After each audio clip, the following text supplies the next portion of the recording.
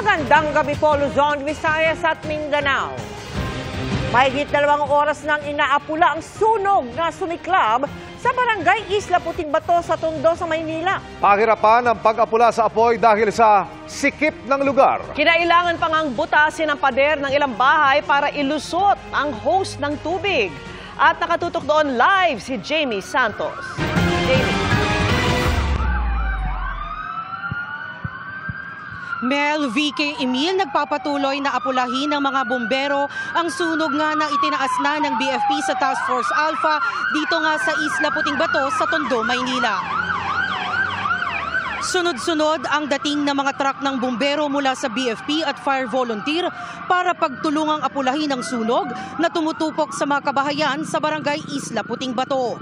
Bago mag-alas 4 ng hapon nang ideklara ng BFP ang first alarm. Pero sa bilis ng paglaki nito, pagsapit ang alas 5:30 ng hapon, umabot na ito sa Task Force Alpha. Sa may MICT na pumwesto ang mga bumbero para tupukin ang nagngangalit na apoy at makapal na usok na bumabalot sa mga kabahayan. Bumutas na sila ng mga pader para mailusot ang kanilang mga hose sa mga nasusunog na bahay. Wala kasing pupwestuhan ng mga truck ng bumbero sa may focal point ng apoy sa may Isla Puting Bato.